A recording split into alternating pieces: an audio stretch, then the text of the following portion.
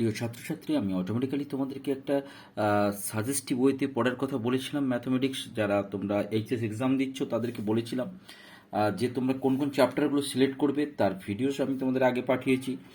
আজকে এই ভিডিওতে আমি চ্যাপ্টার ওয়াইজ একটু ডিসকাস করব, কোন অঙ্কগুলোর উপরে তোমরা জোর দেবে।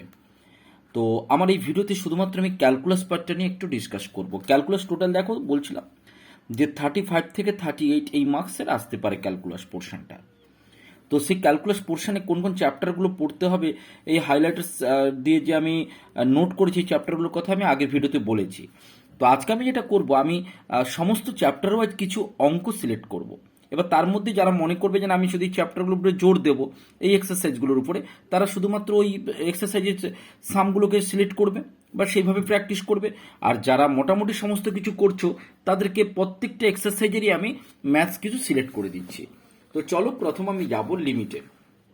দেখো স্টুডেন্টস, তোমরা দেখবে লিমিটের এই অঙ্কটি আমি একটু তাড়াতাড়ি করে বলছি, তার কারণ নাহলে ভিডিওটা খুব লেন্থি হয়ে যাবে, সেই কারণে আমি একটু তাড়াতাড়ি করেই বলছি।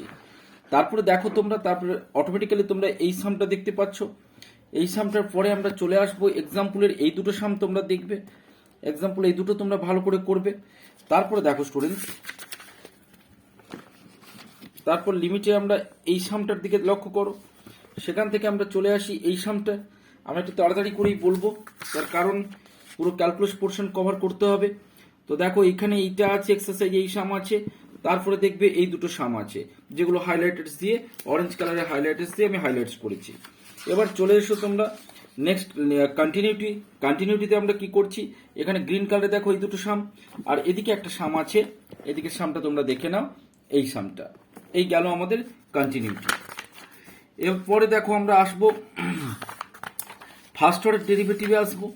তো ফার্স্ট অর্ডার ডিফারেন্সিয়েশনে আসার সময় আমি বলবো, এখান থেকে আমি এক্সাম্পলের সেরকম কিছু সাম কিন্তু আমি সিলেক্ট করিনি। আমি যা করেছি এখানে সমস্ত কিছু কিন্তু এক্সারসাইজের সাম সিলেক্ট করেছি। দেখো সামগুলো দেখো, যেগুলো ইয়েলো কালার দিয়ে আমরা হাইলাইটস করেছি, লক্ষ্য করো প্রত্যেকে কিন্তু পাবে সামগুলো, প্রত্যেকেরই থাকবে এই সামগুলো। তারপরে দেখো প্রত্যেকে কিন্তু এশিয়ানদের বইটা খুললেই তোমরা সামসগুলো পেয়ে যাবে।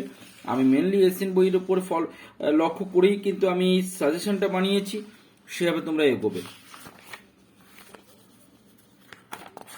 আচ্ছা, এরপরে দেখো আমরা রোলস থিওরেম থেকে, এবছর কিন্তু রোলস থিওরেম থেকে একটা 2 মার্কসের অঙ্ক তুমি পাবে। রোলস থিওরেম জাস্ট আমি এই দুটো সাম এখানে মার্ক করেছি, এই দুটো সাম একটু দেখো ভালো করে, এই ধরনের সাম আসে। তবে একটা কথা তোমাদের বলে রাখি, এখানে কিন্তু পার্টিকুলার এই সাম যে আসবে এরকম নয়, জাস্ট ওই টাইপের সাম, মানে ওই সামগুলো প্র্যাকটিস করলে তুমি ওই টাইপের অঙ্কগুলো কিন্তু পরীক্ষায় অবশ্যই পাবে। এর বাইরে থেকে কোনো কিছু হবে না, জাস্ট পার্টিকুলার ওই সামগুলো তোমরা প্র্যাকটিস করো, যেগুলো আমি নোট করছি মার্কার দিয়ে, তোমরা শুধুমাত্র সেগুলোর উপরে গুরুত্ব দাও এবং সেই সামসগুলো প্র্যাকটিস করো, তাহলে অটোমেটিক্যালি তোমরা কিন্তু সাকসেস হবে। দেখো এটা সেকেন্ড অর্ডার ডেরিভেটিভ এইগুলো। তো আমি আবারও বলছি, জাস্ট এই সামগুলো করলে এই টাইপের সমস্ত ধরনের সাম তোমরা করতে পারবে, সমস্ত অঙ্ক তোমরা কমপ্লিট করতে পারবে। দেখো সেকেন্ড অর্ডারের এটা আছে, ভালো করে লক্ষ্য করে নাও সবাই। তারপর সেকেন্ড অর্ডার থেকে আমি সেকেন্ড অর্ডারটা হলো, আর সেকেন্ড অর্ডার থেকে আমি একবারে চলে আসবো, আমি ইন্টিগ্রাল ক্যালকুলাসে ঢুকে যাব। আচ্ছা, ক্যালকুলাসের স্টুডেন্ট আমি যেভাবে চ্যাপ্টার ওই সাজেশন দিয়েছিলাম সেই অনুযায়ী তোমাদের বলছি। আমি প্রথমে চলে যাব সাবস্টিটিউশন থেকেও আমি কিছু দাগাইনি, আমি চলে যাব বাই পার্টস স্পেশাল ফর্ম, এখানে কিছু অঙ্ক আমি দাগিয়েছি, তোমাদের এগুলো দেখতে হবে। দেখো প্রথমে এটা 4 মার্কসের এশিয়ানদের বুক থেকে এই সামগুলো লক্ষ্য করো। এরপরে দেখো 5 মার্কসে তোমরা দেখতে পাবে এই সামগুলো, যেগুলো হাইলাইটার দিয়ে আমি নোট করেছি, লক্ষ্য রাখো এই সামগুলো তোমরা কিন্তু অবশ্যই ভালো করে করবে। এই সামগুলো করলে কিন্তু তোমরা অনেকটা সাকসেস পাবে বা অনেকটা এই ধরনের অঙ্ক তোমরা কমন পেতে বাধ্য। তো আমি কি করেছি, আমি বেশ কয়েক ইয়ারের কোশ্চেন পেপারগুলো ঘাঁটাঘাঁটি করেছি এবং সেখান থেকে আমি এই অঙ্কগুলোকে সিলেক্ট করেছি এবং এই অঙ্কগুলো অবশ্যই আসে, ঘুরে ফিরে তোমরা লক্ষ্য করবে এই সামসগুলোই কিন্তু পরীক্ষায় দেয়। অতএব সেই কারণে তোমরা এগুলো ভালো করে প্র্যাকটিস করবে। যে হাইলাইটস দেওয়া যে সামসগুলো সবাই দেখে নাও। একটু ভিডিওটা ছোট করার জন্য আমি একটু তাড়াতাড়ি করছি, তবে তোমরা একটু করবে, ভিডিওটাকে স্টপ করে করে দেখে নেবে। আচ্ছা, এবারে যাব আমি ডেফিনেট ইন্টিগ্রাল। তো ডেফিনেট ইন্টিগ্রালে দুটো এক্সারসাইজ আছে, আমি তোমাদের বলেছিলাম সেকেন্ডটা ভালো করে করতে। তো দেখো ফার্স্টের থেকেও আমি কিছু দাগিয়েছি। যারা অ্যাকচুয়ালি অঙ্ককে সাজেস্ট করে করবে তারা লক্ষ্য রাখবে, তারা এই সামসগুলো একটু দেখবে। দেখো এটা ডেফিনেশন থেকে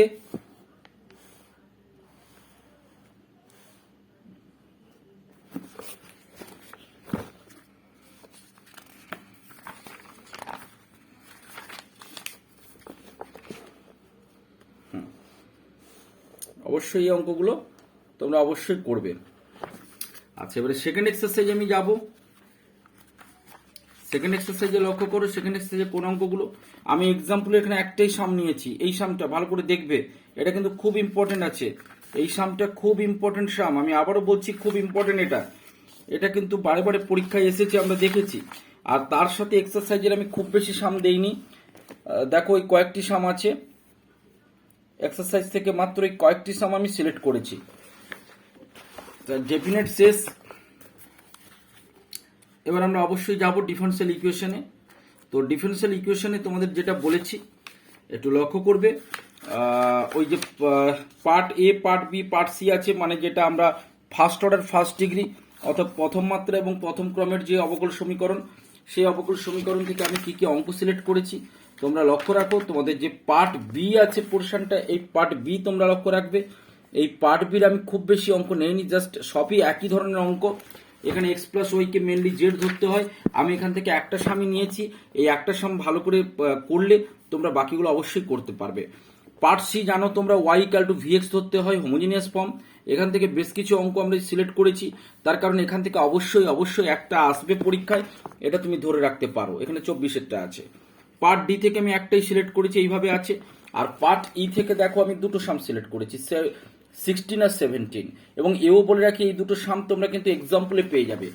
এক্সাম্পলে এই দুটো সাম পার্টিকুলার এই দুটো সামই করা আছে, তোমরা এক্সাম্পল খুঁজলে পেয়ে যাবে। তাহলে ডিফারেন্সিয়াল ইকুয়েশন পার্টটা থেকে আমরা এবারে বেরিয়ে আসবো। আমরা কোথায় যাব?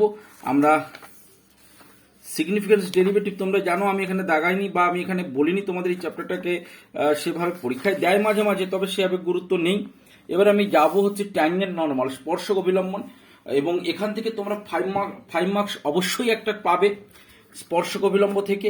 তো স্পর্শক অবিলম্ব চ্যাপ্টারে দেখো কোন অঙ্কটা তোমরা সিলেক্ট করবে, জাস্ট পার্টিকুলার 4 মার্কসের 18 দাগের অঙ্ক। দেখবে যারা বাংলা মিডিয়ামে আছো তোমরা ডিজিটগুলো দেখলে বা ইকুয়েশনগুলো দেখলে চিনতে পারবে, যাদের বাংলা ভার্সনের বুক আছে। আচ্ছা, তারপরে এই 4 মার্কসের 33 অঙ্কটা আমরা অবশ্যই নেব, 36-এরটা নেব, 4 মার্কসের 36টা নেব। তো এই সামসগুলো নেওয়ার পরে আমরা নেক্সট যেটা আসবো 5 মার্কসের আমি 4 দাগের অঙ্কটা সিলেক্ট করেছি। প্রত্যেকে দেখে নাও, অঙ্কটা মিলিয়ে নেবে 4 দাগে। তারপরে আমি দেখো